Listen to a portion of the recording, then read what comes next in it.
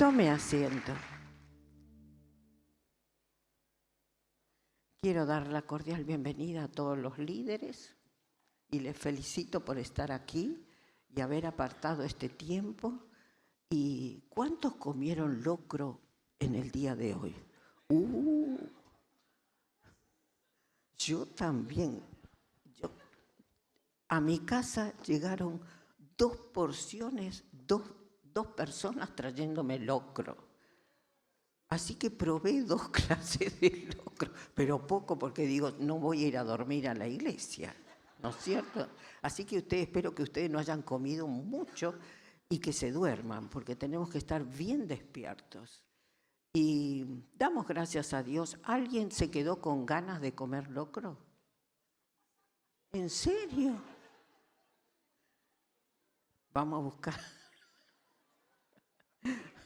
a buscarles locro. Feliz 25 de mayo. Le damos un aplauso a Dios por nuestra patria.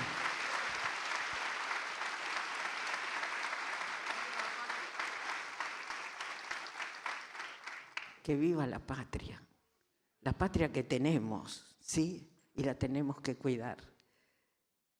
Vamos a orar y no quiero quitarle más tiempo al pastor Alberto para ver qué nos tiene que decir a todos los líderes. Prepárate.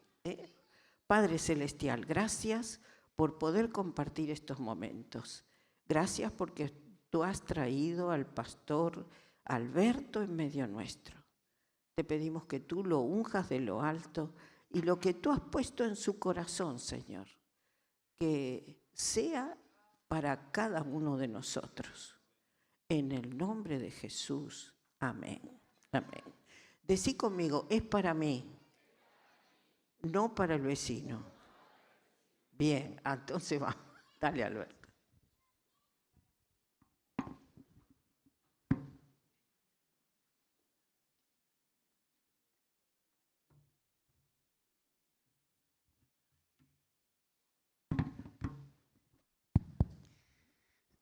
La verdad que es un gozo poder compartir con ustedes y quiero abrir mi corazón en esta tarde, principalmente cuando hablamos de liderazgo.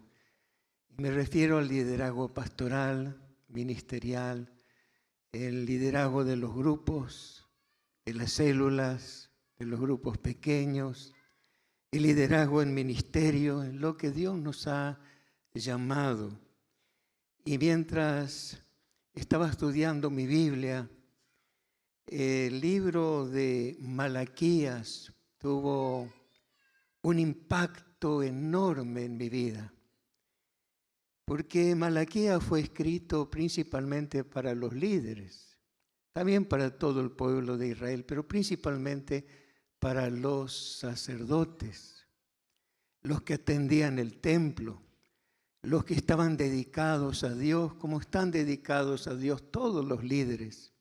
Un poco diferente al templo de Jerusalén, pero tenemos un templo invisible, espiritual, que es toda la iglesia. Pablo dice que somos templo de Dios. Él está preparando su iglesia para habitar en ella.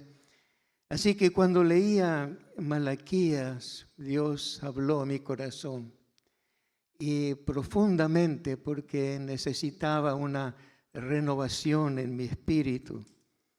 Quiero leerles algunos versículos, principalmente de Malaquías, para que podamos reflexionar en esta tarde sobre él. Dice Malaquías capítulo 3, del 1 hasta el 4, dice así: He aquí yo envío mi mensajero, el cual preparará el camino delante de mí, y vendrá súbitamente a su templo el Señor a quien vosotros buscáis, y el ángel del pacto a quien deseáis vosotros. He aquí viene, ha dicho Jehová de los ejércitos, ¿y quién podrá soportar el tiempo de su venida? ¿O quién podrá estar en pie cuando Él se manifieste? porque Él es como fuego purificador y como jabón de lavadores. Se sentará para afinar y limpiar la plata, porque limpiará a los hijos de Leví, los afinará como a oro y como a plata, y traerán a Jehová ofrenda en justicia, y será grata a Jehová la ofrenda de Judá y de Jerusalén, como en los días pasados y como en los años antiguos. Una palabra preciosa de parte de Dios.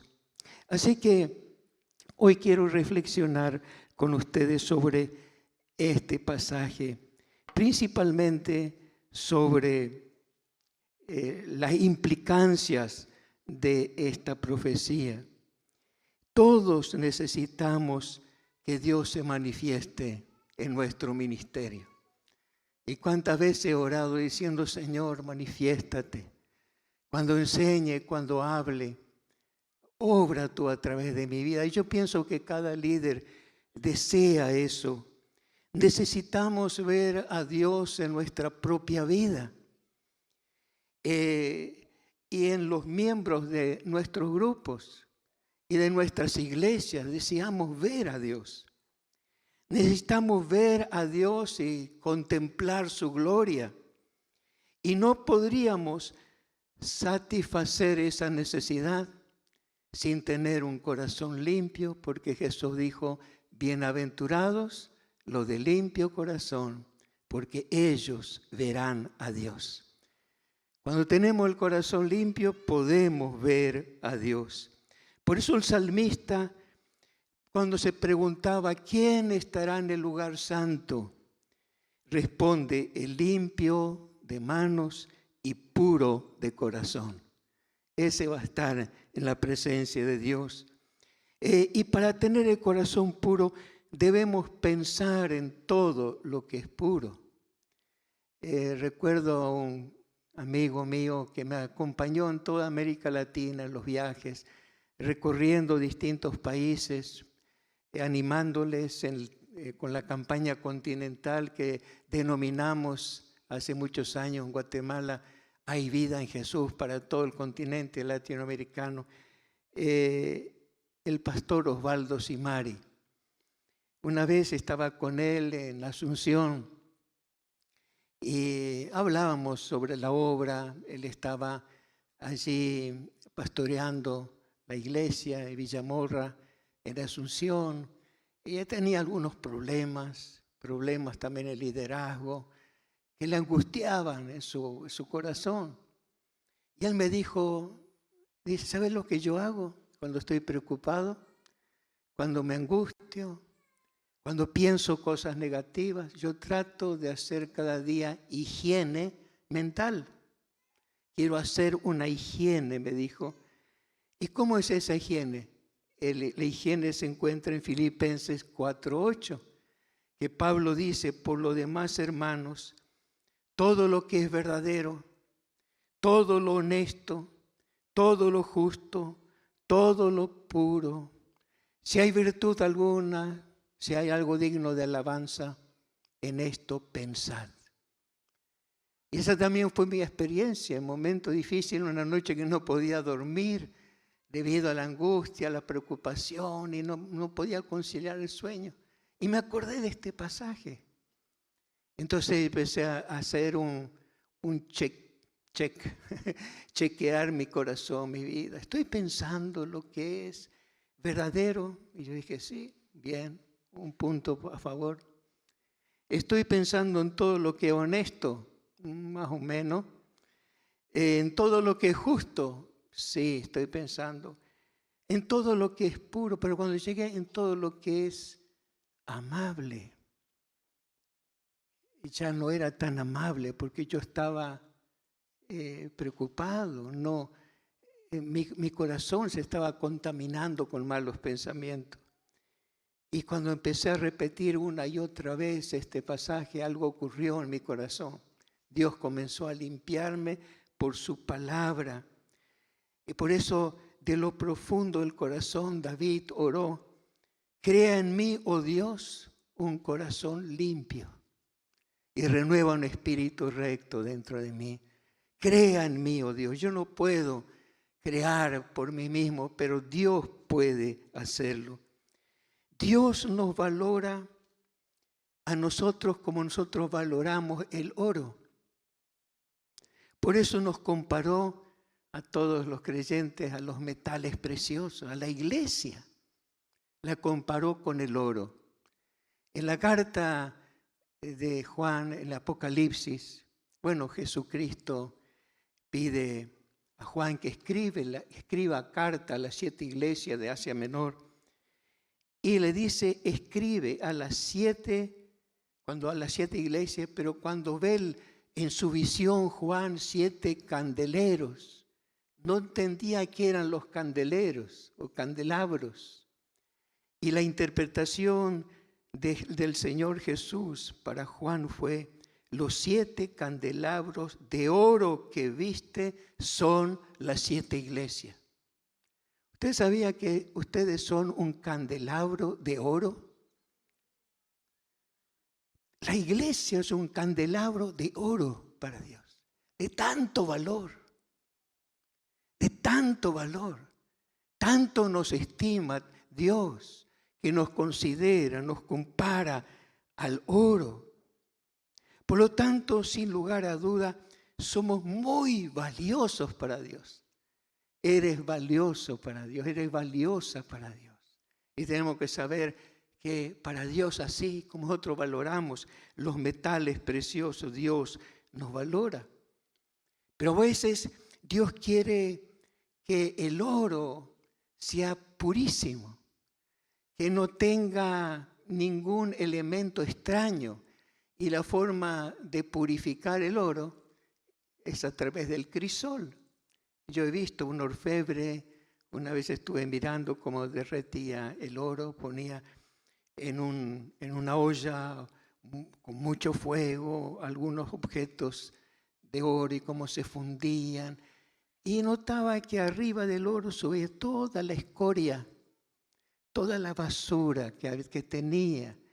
Incluso otros aspectos, otros metales mezclados, subían arriba a la superficie. Y él lo tomaba y lo sacaba. Y seguía calentando ese fuego en el crisol. Y la Biblia habla que nuestra fe sea probada en el crisol, como el oro se prueba. Y Dios quiere purificarnos porque nos ama tanto. Y quiere usarnos con mayor gloria. Que el oro de Dios en nosotros, porque todo lo que tenemos viene de Dios y esa valía, ese valor viene de Dios para que brille como nunca antes. Él quiere purificarnos, quiere santificarnos, quiere quitar toda la escoria que tenemos, quiere que el oro sea puro para poder usarlo. Nuestro Señor Jesucristo es el gran orfebre que trabaja con nosotros. Porque Él, dice el texto, Él es como fuego purificador y como jabón de lavadores, y se sentará para afinar y limpiar la plata, porque limpiará a los hijos de Leví, a los de la casta sacerdotal. Podemos decir, y limpiará el liderazgo, limpiará a los líderes, los afinará como a oro y como a plata, y traerán a Dios ofrenda de justicia. Así que Dios realmente tiene la meta, el propósito de poder purificarnos para que nuestro servicio sea cada vez más excelente. Ahora, quisiera ubicar un poquito al profeta Jeremías en el contexto histórico antes de entrar en los temas que Dios quiere purificarnos. ¿En qué cosa quiere purificarnos? Ustedes saben que Malaquías, el nombre Malaquías, significa mi mensajero. Mi mensajero. Y fue el último de los profetas del Antiguo Testamento. El último libro del Antiguo Testamento de la Biblia se llama Malaquías, el libro de Malaquías, que escribió este libro aproximadamente en el año 445 antes de Cristo. Ahora ubiquémonos, pasaron después esos 400 años antes de la venida de Jesucristo, cuando Jesús nace en Belén. Pasaron desde Malaquías hasta Belén 400 años, que algunos llaman los años del silencio. Porque no hay más cartas, no hay profecías, no hay libros en esos 400 años. Decían Dios como si Dios estuviera en silencio, que Dios no estuviera hablando. Pero en ese tiempo ocurrieron cosas en el pueblo de Israel. Aparecen los macabeos, aparecen los libros llamados deuterocanónicos. Primera y segunda Macabeos se escribe en este periodo. Se escribe el libro de Judith, el de Tobías, el libro de Sabiduría, el libro de Eclesiástico, una parte de Daniel que no está en nuestras Biblias. Se llaman libros deuterocanónicos, y deutero quiere decir, segundo lugar, canon es una medida, es un metro. Es decir, el metro son los 66 libros, 39 libros del Antiguo Testamento, total son 66. Ese es el canon. Fuera de ese canon es el Deutero. El segundo lugar aparece Macabeos y tantos otros libros, y que tienen su historia. Y yo me pregunté, ¿y qué pasó en el mundo mientras Malaquías estaba profetizando? ¿Cómo era la situación de Israel en el momento que estaba profetizando Malaquías? Pero ¿cómo era la situación en el mundo? ¿Qué pasaba en Grecia? ¿Qué pasaba en Roma? ¿Qué pasaba en Persia en aquel tiempo? Y ustedes saben que fue la época, el tiempo de Malaquías fue el tiempo más hermoso, más glorioso. Se llama la época de oro de Grecia. Aparece, por ejemplo, Heródoto, que fue un historiador y geógrafo, podemos decir la primera cartografía aparece, y la historia aparece con Heródoto. Aparece Hipócrates, el padre de la medicina. Los médicos tienen que hacer el juramento hipocrático y todos conocen lo que es jurar como médico, lo que tiene que hacer, lo que no tiene que hacer. Bueno, Hipócrates aparece en el tiempo de Malaquías. Aparece Pericles, un gran político en Atenas, un hombre destacado, un genio, podemos decir, que llevó a Grecia a su altura más grande. Aparece Sócrates y Platón, son exponentes de la filosofía. Sus pensamientos han regido a través de los siglos, influyeron posteriormente también en la iglesia, principalmente en la Edad Media. Y poco tiempo después, por supuesto, aparecen en ese tiempo, se libran poco tiempo después la batalla del Maratón y de Termópilas contra los persas. Algunos vieron la película 400.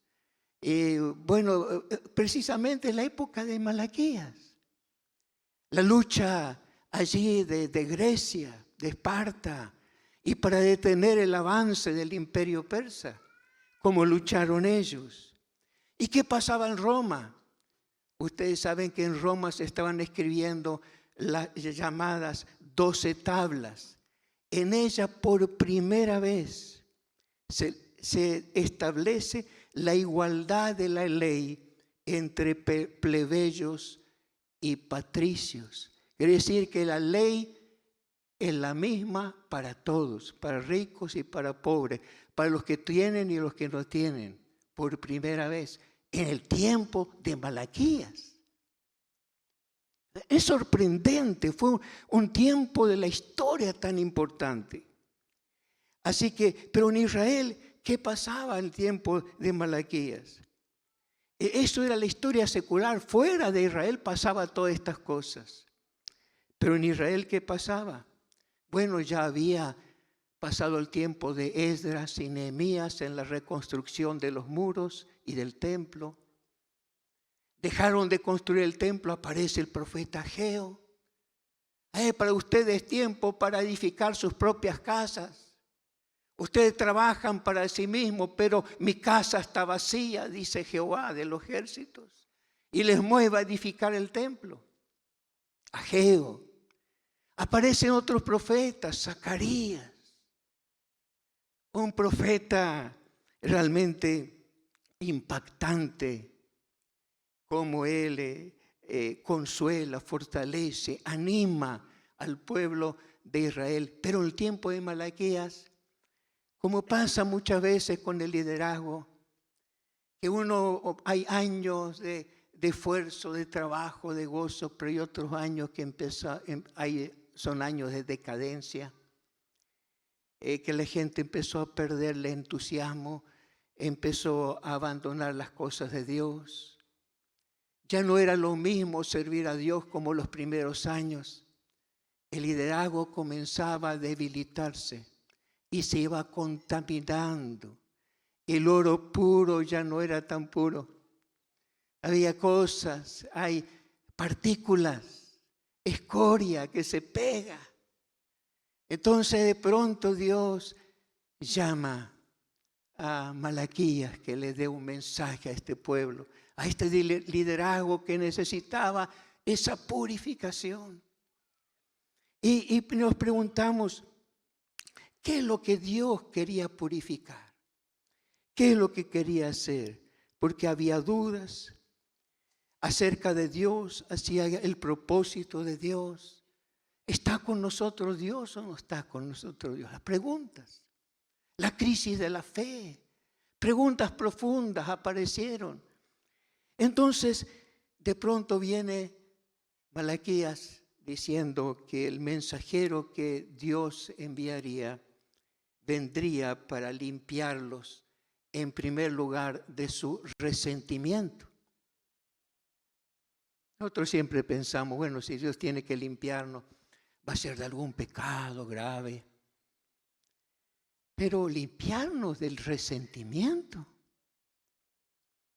Dios le había dicho que les amaba. ¿Cuántas veces Dios te dijo que te ama? Muchas veces, ¿no? Dios te ama, en verdad te ama. Y Dios le dijo que les amaba. ¿Y qué respondieron ellos? Miren lo enfermos que estaban. ¿Qué le respondieron? ¿En qué nos amaste? Estaban resentidos con Dios, como a veces lo están nuestros hijos, a veces los hijos con los padres, o en el matrimonio. El esposo por ahí tiene un problema y quiere reconciliarse con su esposa porque discutieron y tantas cosas que ocurren normalmente en todos los matrimonios, ¿no? Entonces le dice, pero querida, yo te amo. Y ella le responde, ¿en qué me amás? Si me amara, haría esto. ¿En qué?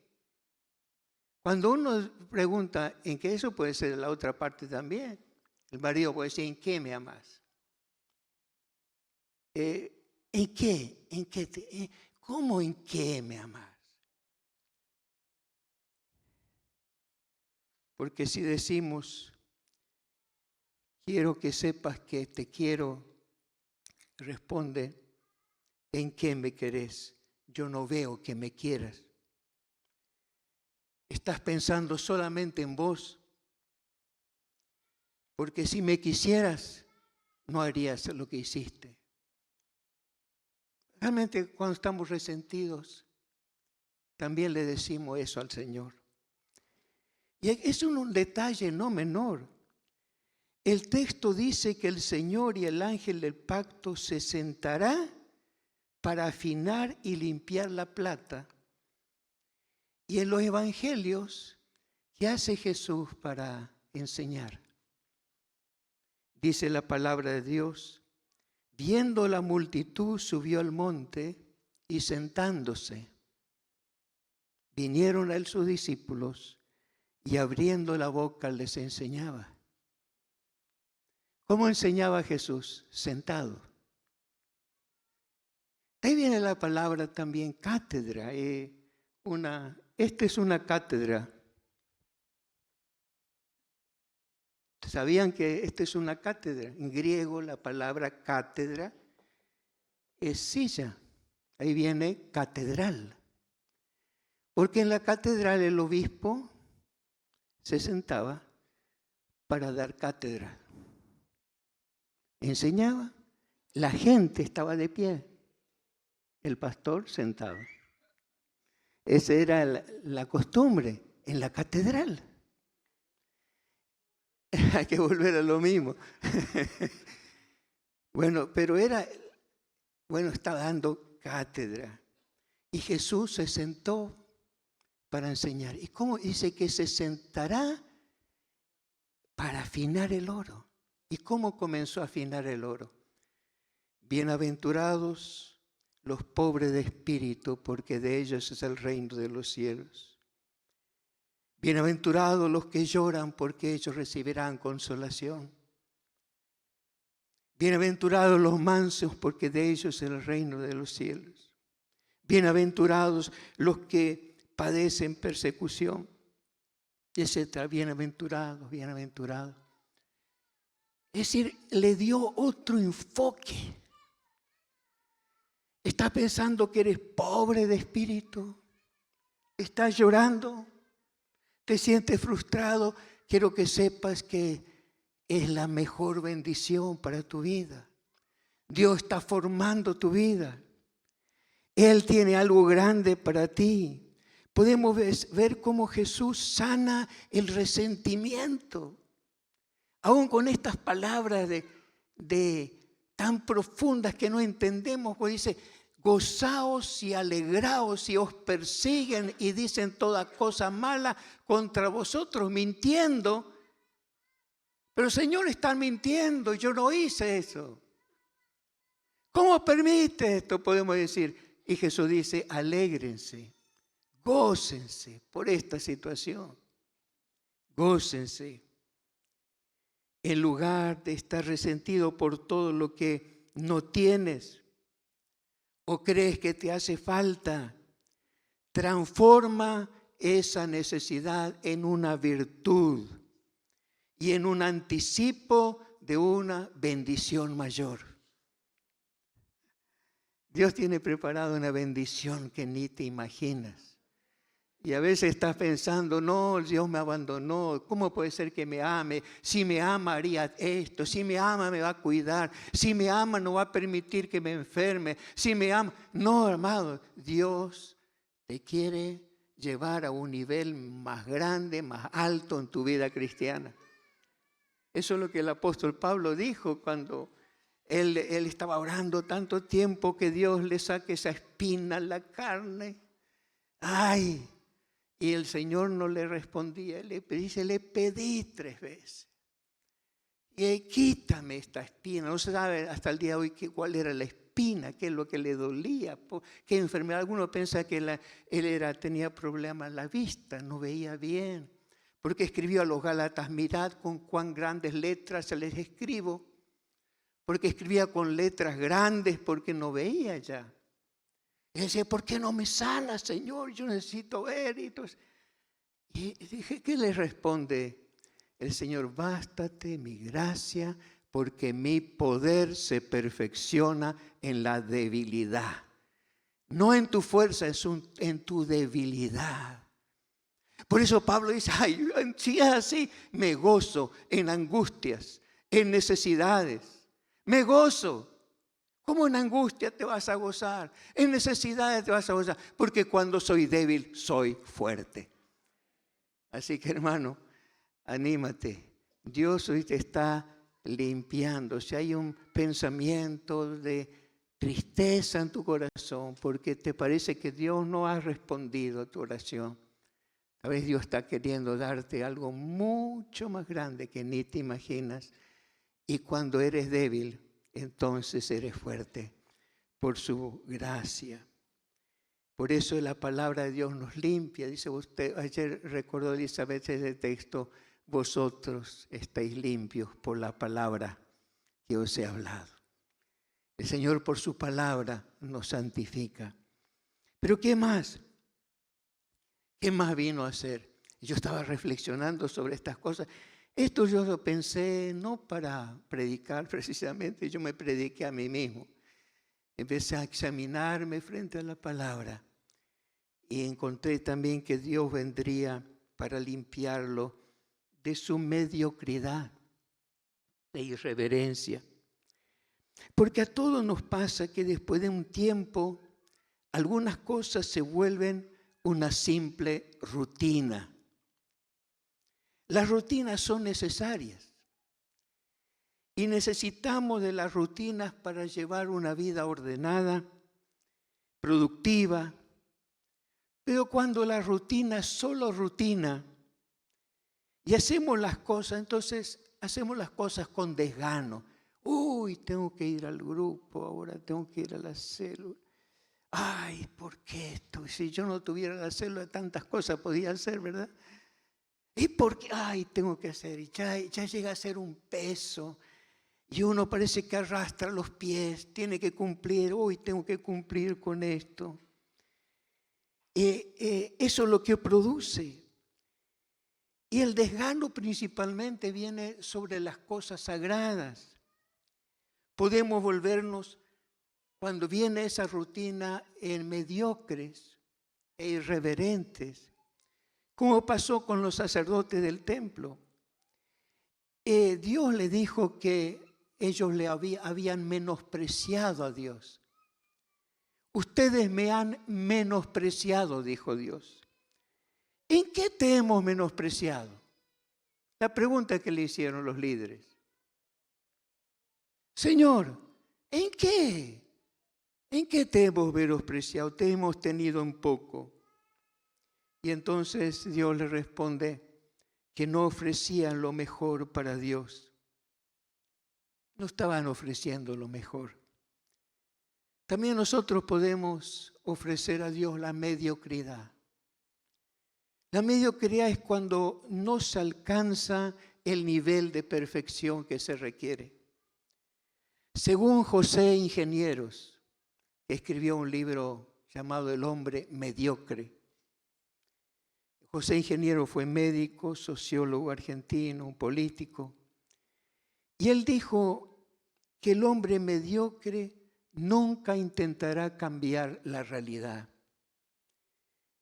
Es decir, que es un hombre que acepta las cosas, que hace las cosas por hacerlas o que tiene que hacerlas. Esa mediocridad puede volvernos irreverentes cuando, por ejemplo, cuando nosotros no nos preparamos aún para enseñar, para predicar. ¿Qué decían los sacerdotes? ¿Por qué le menospreciaban? ¿Saben lo que decían cuando hacían una tarea? ¡Qué fastidio es esto! ¡Qué plomazo! ¡Qué plomo! Y tengo que hacer esto. Cuando ofrecían el sacrificio en el altar, tengo otra vez, y tengo que limpiar todo esto. Y tenían que limpiar, tenían que llevar las cenizas afuera, tenían que prender el fuego. Y decir, ya esto me tiene podrido, y yo no sé, un día tenían ganas de renunciar. Y no se daban cuenta que con esta actitud estaban menospreciando a Dios. Estaban teniéndole en poco. O cuando nosotros pensamos en algo para Dios, bueno, si es para Dios está bien, cualquier cosa está bien. Recuerdo en los primeros años cuando salimos acá de Posada, llegamos a Berisso y entonces yo voy a la cocina y veo una ladera atada con alambre, el picaporte apenas no cerraba bien y en la mesa había una silla de cada estilo, había una con patas gruesas, otra finita, de todo estilo, una con el asiento de paja y bueno, cosas así. Había en el patio un inodoro roto que estaba abandonado, una pila ahí. Y yo pensaba, yo le pregunté, había una mesa también, hermano, ¿y esto por qué están acá? No, son las cosas que los hermanos han donado. ¿Ah, sí?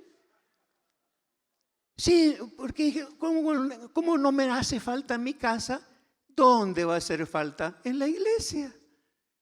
Es para la iglesia, porque a mí, yo cambio mi juego de muebles, mi mesa y mi silla, lo que sobra, ¿a quién le puedo donar? Ah, lo voy a donar a la iglesia. Hermano, aquí viene. Y yo entonces un día prediqué sobre este pasaje. Dije, hermano, nosotros menospreciamos a Dios cuando no le damos a Dios lo mejor. Dios merece lo mejor. Dios está diciendo, ¿por qué ustedes no le ofrecen eso a su gobernador? En vez de regalar esa heladera a la iglesia, atada con alambre, vayan al gobernador y le digan, mire, acá queremos como familia regalarle esto. Pero a Dios lo hacemos. Pero a Dios le da porque eso es para Dios. Lo que damos es para el Señor. ¿Cómo le puedo dar algo inferior? ¿Merece eso? Ustedes me menosprecian. Me tienen en poco. ¿Cómo va a tenerte en poco? Porque ellos ni imaginaban que estaban menospreciando a Dios.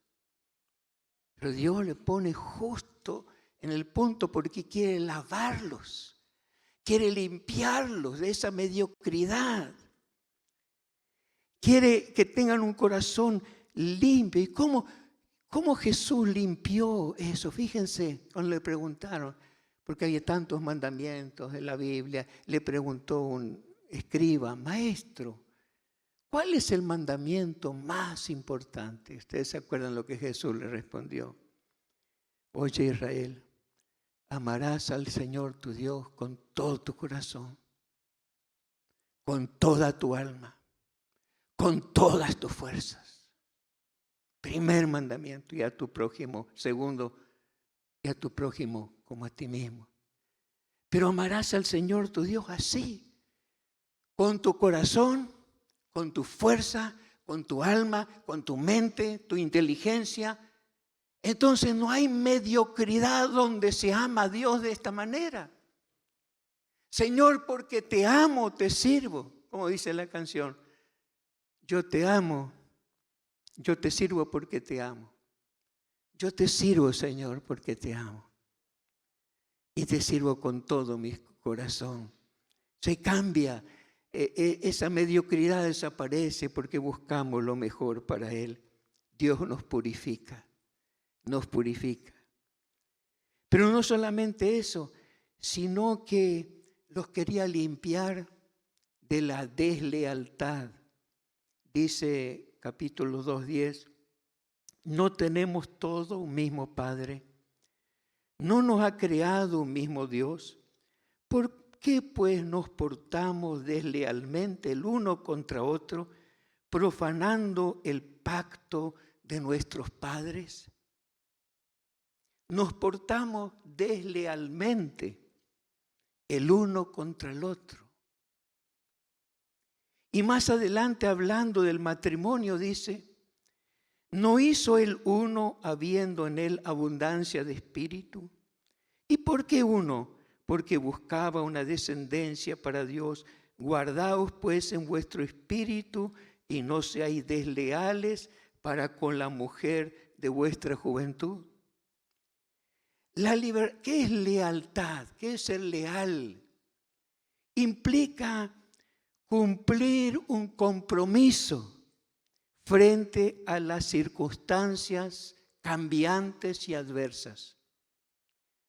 Yo te sigo, yo te amo mientras me vaya bien. A veces decimos, Señor, te voy a seguir, pero le seguimos mientras nos va bien, pero aparece una circunstancia cambiante o alguien muere en nuestra familia. No, entonces no. O perdemos el trabajo. No, entonces no puedo servir al Señor. O Dios nos responde a una oración. Entonces retrocedemos. Pero el leal, no importa que cambie la circunstancia. No importa si se cumple lo que está pidiendo o no. Él va a ser leal porque tiene un espíritu leal. Y Dios quería limpiarle de la deslealtad. Quería que sean leales. Que el sí sea sí y el no, no, como dijo Jesús. Cuando uno dice que sí, es sí para siempre. Es sí, lo voy a cumplir a rajatabla. Eso es lealtad. Notamos el propósito de Dios aquí en esto. Y lo curioso es que la unidad tiene que ver con la lealtad, porque habla de unos con otros para que estén unidos, como están unidos en el matrimonio.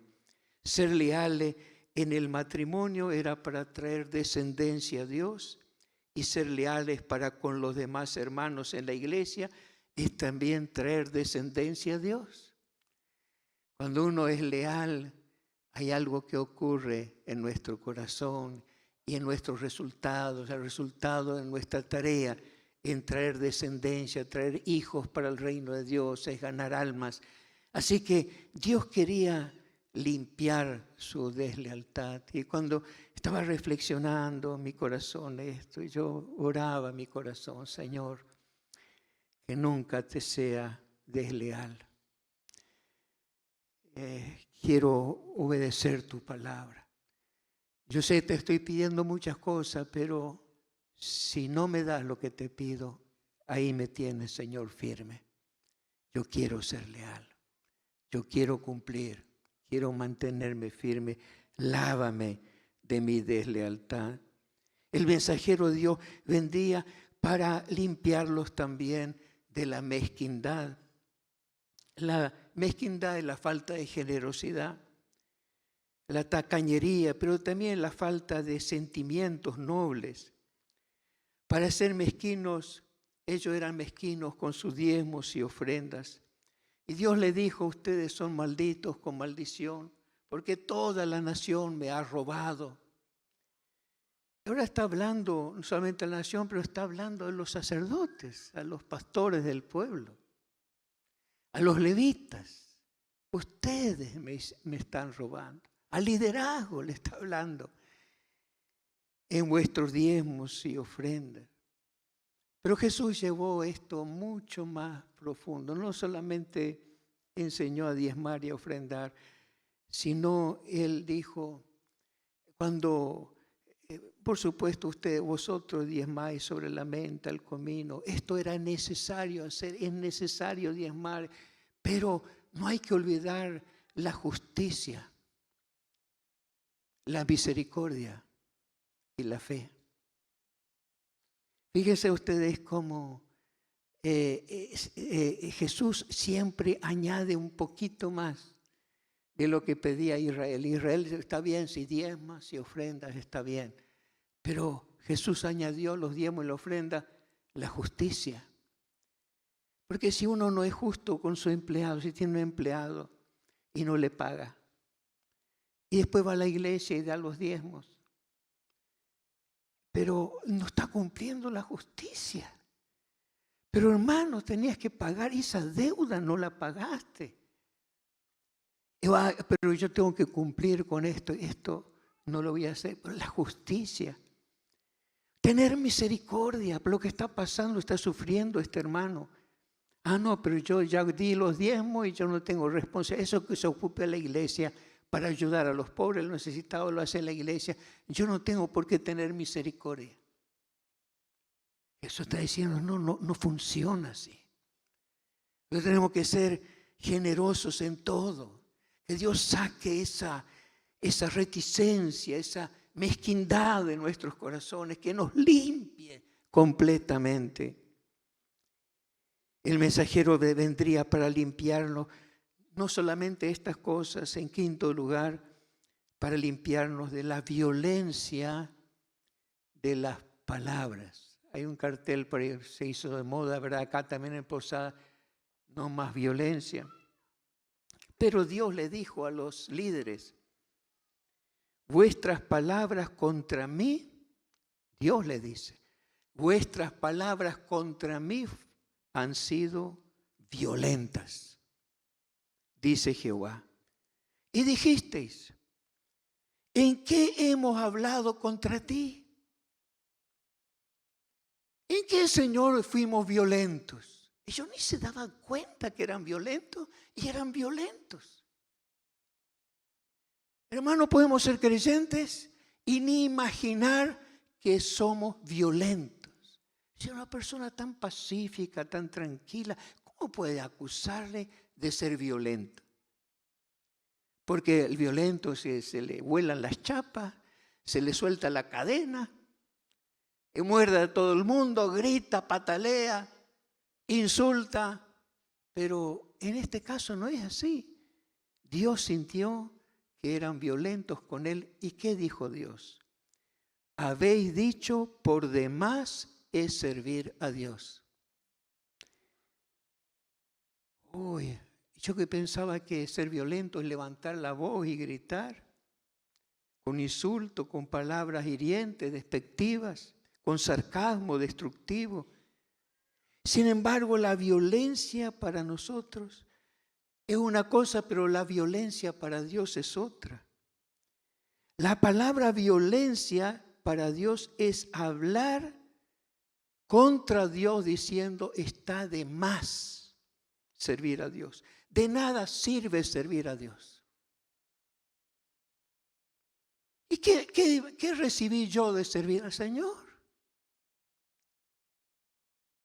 Entonces uno empieza a decir, entonces al decir eso, al preguntar eso, al proclamar que no vale la pena el servicio al Señor, Dios lo tomó como palabra violenta. ¿Cómo me van a hablar con tanta violencia? Están diciendo que no vale la pena ser un líder de grupo. No vale la pena el sacrificio. No vale la pena levantarse más temprano para orar y leer la Biblia. No vale la pena adorar a Dios. No vale la pena ir a las reuniones o participar o trabajar o evangelizar. No vale la pena. Mira cómo me va. Y esas palabras Dios las toma como palabras violentas. Por demás está servir a Dios. Tal vez porque no vieron resultado inmediato, porque a veces nosotros hacemos una cosa y en el otro momento ya queremos el resultado. Ya. Y si no se da, Dios me ha fallado. Entonces llegaron a esa conclusión. Entre las ganancias y las pérdidas, concluyeron que servir a Dios da pérdida. Hicieron el balance. Mira, si yo no le sirvo, me va así. Al contrario, fíjate, me va mejor que si no le sirvo. Cuando no le sirvo, me va mejor. Empiezan a pensar así y a medir con una vara torcida. Cuando Jesús se sentó para purificar los valores de sus discípulos, ¿qué enseñó? ¿Sabe usted quién es el más grande? Como dicen en México, el mero mero. En México dice el mero mero, es el capo. El más grande en el reino de los cielos es el que sirve. ¿Usted sabía eso? Si usted está sirviendo, usted es el más grande en el reino de los cielos. Imagínense. ¡Qué manera de limpiarnos! El que me sirve, mi Padre le honrará y vendremos a él y haremos morada con él. Él mismo dice, yo estoy entre ustedes como el que sirve. Yo soy el que le estoy sirviendo. Estoy con ustedes. Jesús nos dio el ejemplo, el más grande. Cada cosa que hagamos para servir a Dios, hermano, vale la pena. Vale la pena. El reino de Dios. Y Dios, si no vemos todo lo que quisiéramos ver ahora, lo veremos en el día del Señor Jesucristo. Cuando Él regrese con su iglesia, cuando Él levante a su pueblo, cuando reinemos con Él para siempre, ahí veremos la gloria del Señor. Y cada cosa que hacemos es para el Señor, aumenta el peso de gloria en nosotros. Aún las aflicciones que tenemos, aumenta el peso de gloria sobre nuestras vidas. Cada vez más gloria para nosotros. Si nosotros en lugar de pensar mal de Dios, porque decir que no vale la pena servirle es pensar mal de Dios, comencemos a pensar lo bueno, de reconocerle, de darle la gracia, de darle el honor. ¿Y qué va a hacer el Señor si nosotros cambiamos el chip, cambiamos nuestro paradigma? ¿Cómo Dios va a reaccionar si de pronto cada vez que decimos, para mí el honor más grande es atender a mi grupo, a mi célula, mi mayor honor es servir a mi hermano, y mi mayor honor, y empezamos a hablar, vale la pena servir al Señor? ¿Y cuál fue la respuesta de Dios? Mire lo que dice la Biblia en el libro de Malaquías. Y Jehová escuchó y oyó. Así como oyó cuando pensaron que no vale la pena servir a Dios, oyó cuando hablaron bien de Dios, cuando le sirvieron. Dice, y Jehová escuchó y oyó, y fue escrito el libro de memoria delante de él. Cada vez que usted da gracias a Dios porque es un siervo de Dios, ¿qué hace? ¿Vieron como el almacenero antes sacan el lápiz de acá? Y escribe su alabanza, escribe lo que usted habló bien de Dios, que honró a Dios, que dio gracias Señor, porque este es un privilegio que me has dado servirte. Dios lo anotó en memoria.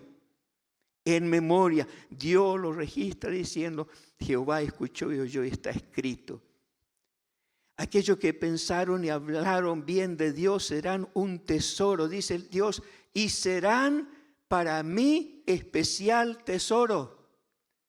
Oye esto, hermano, hermana, será un tesoro, no cualquiera. Todos somos tesoros para Dios, pero vas a ser un tesoro especial. En el día que yo actúe y los perdonaré, entonces volveréis y discerniréis la diferencia entre el justo y el malo, entre el que sirve a Dios y el que no le sirve. Un día vas a ver la diferencia. Si no lo estás viendo ahora, llegará el día que verás que valió la pena, porque eres un tesoro especial para Él. Dios está sentado aquí en medio nuestro, purificándonos por su palabra. ¿Verdad que nos está limpiando? Como el orfebre purifica el oro, Él quiere darnos un valor agregado, más puro, más limpio. Porque dice, lo limpiará para que lleve más fruto. Nos limpia para que seamos más fructíferos. Nos limpia para que la gloria de Dios se manifieste en nosotros. Nos limpia para que veamos a Dios cara a cara. Porque los limpios de corazón verán a Dios. Amados, que Dios los bendiga en gran manera. Amén. Amén.